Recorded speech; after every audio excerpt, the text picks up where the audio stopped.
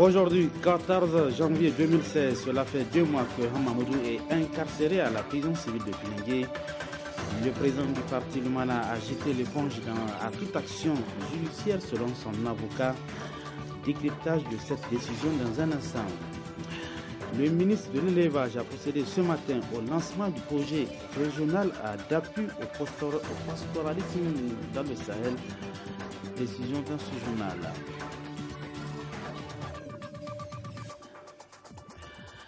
Mesdames et bonsoir et bienvenue sur cette nouvelle édition d'information sur la télévision Labari.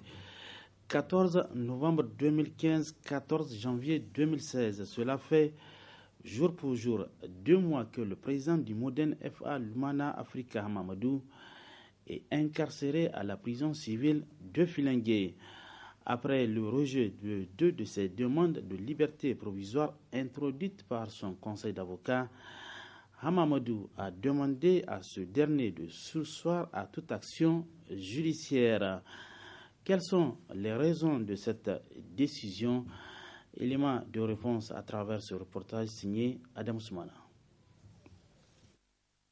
Plus de 2 mois après avoir gardé prison à Filingué et après 2 infructueuses demandes de mise en liberté provisoire par son conseil d'avocats, Hamamadou, président investi pour la course à la présidentielle de 2016 par le Modène FA Lumana, demande finalement à son conseil d'annuler toute autre procédure judiciaire en sa faveur.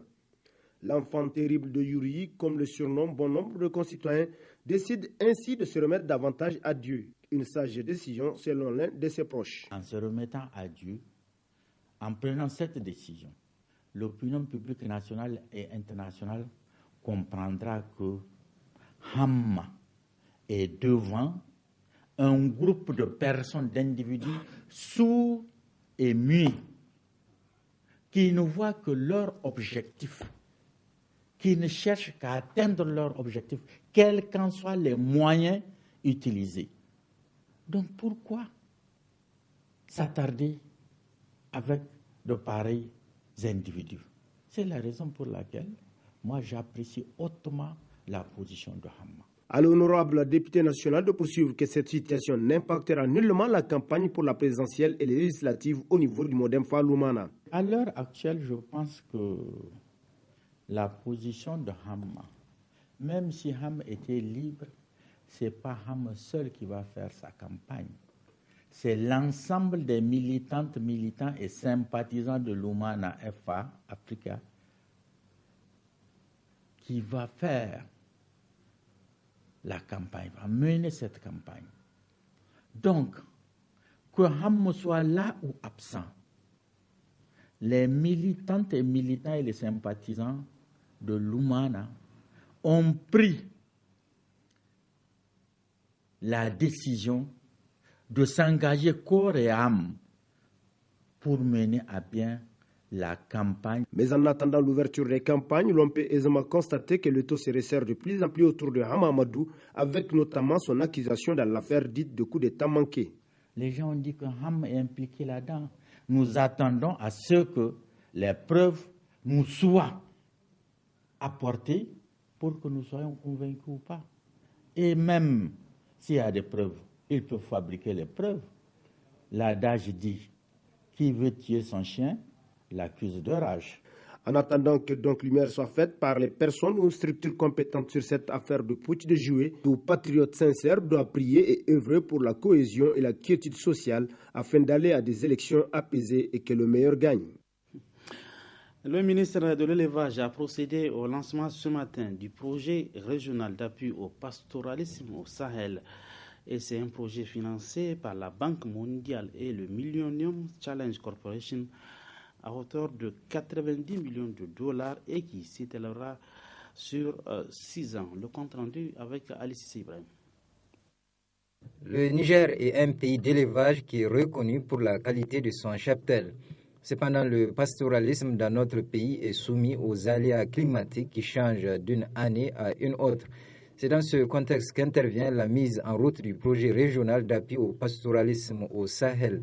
Un projet qui est d'un apport considérable au domaine de l'élevage selon le représentant des organisations pastorales nationales, Amadou Siddo. La cérémonie qui nous rassemble aujourd'hui revêt d'un important d'une importance capitale pour les éleveurs et pasteurs du Niger, qui marque le lancement officiel du projet régional d'appui au pastoralisme au Sahel, PRAT Niger, dont l'objectif principal est d'améliorer l'accès à des moyens et services de production essentiels et au marché pour les pasteurs et agro-pasteurs dans des zones transfrontalières et le long des axes de transhumance des 6 pays sahéliens, et améliorer la capacité des gouvernements de ces pays à répondre à temps et de manière efficace en cas de crise pastorale ou d'urgence éligible.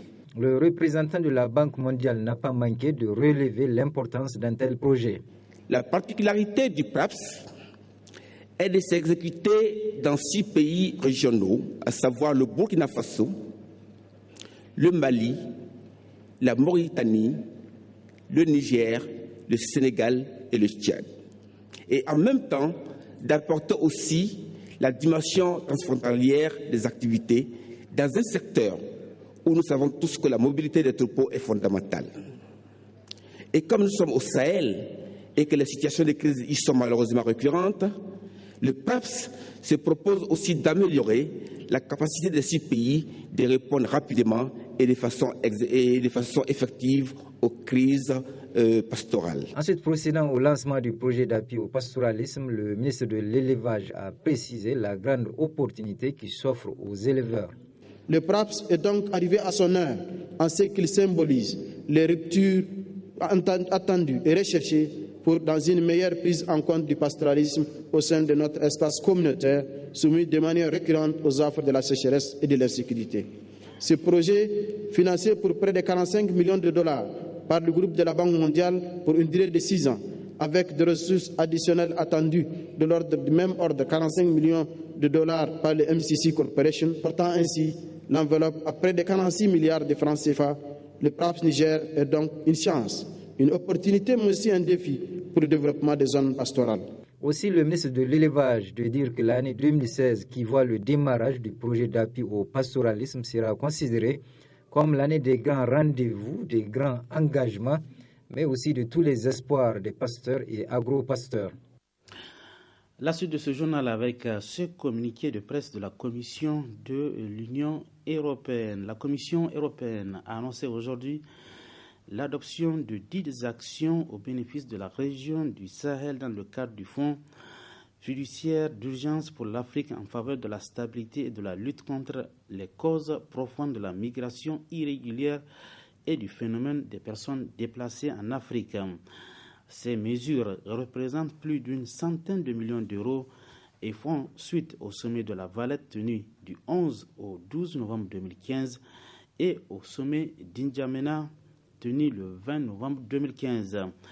Elles correspondent à des actions que l'Union européenne et ses partenaires africains se sont engagés à mettre en œuvre avant la fin de l'année 2016 dans le plan d'action adopté conjointement lors du sommet de la Valette.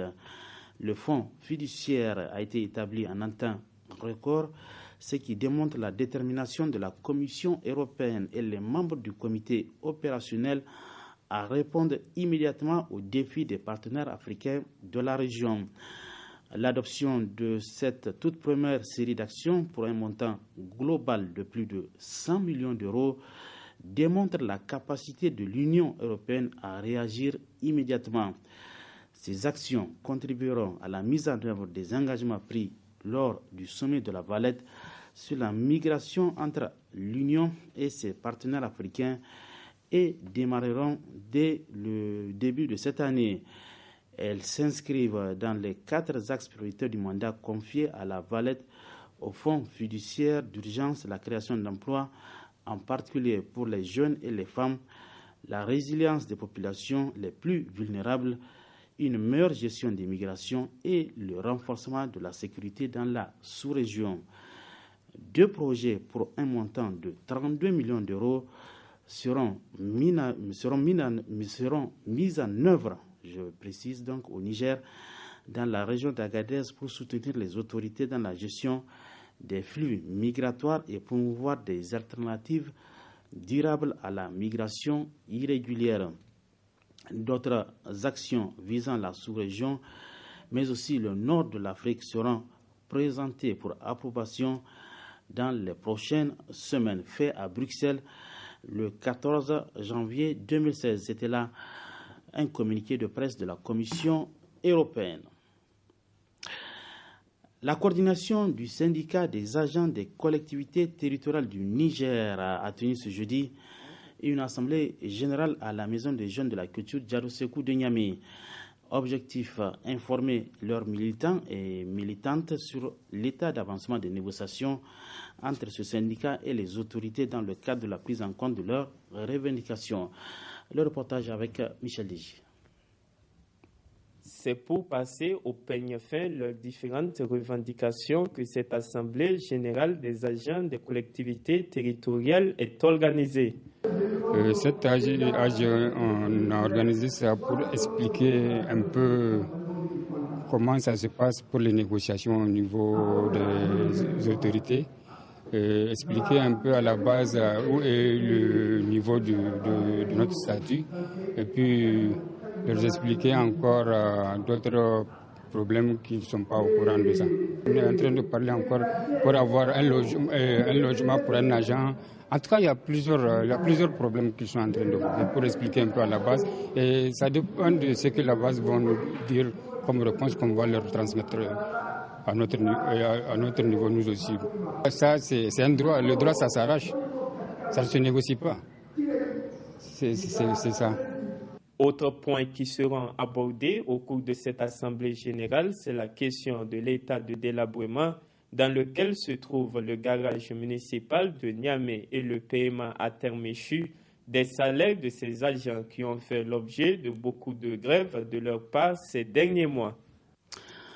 Clôturons ce journal par ce communiqué de presse de l'Union des syndicats des travailleurs du Niger, USTN. Le bureau exécutif national de l'Union des syndicats des travailleurs du Niger, USTN, réuni en session ordinaire ce jeudi 14 janvier 2016, fidèle à sa tradition, s'est penché sur la situation sociopolitique du pays et constate avec amertume qu'en dépit de tous les appels à la sérénité et au respect des règles démocratiques, la tension monte de jour en jour et s'inquiète plus d'un Nigérien.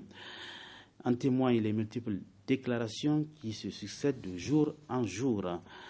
L'USTN s'inquiète de toute situation compromettant les libertés publiques et les droits inaliénables des citoyens. Par conséquent, l'USTN lance un appel au président de la République, garant de la Constitution, afin de préserver la paix et la tranquillité dans le pays. En conclusion, l'USTN apporte son soutien sans réserve à tous ceux qui militent dans le respect des droits et libertés individuelles et collectives des citoyens. Pour le BEN USTN, signé le secrétaire général Amadou Harouna Mega. Et c'est par ce communiqué de presse de l'USTN que prend fin ce journal. Merci à vous de l'avoir suivi. Bonsoir.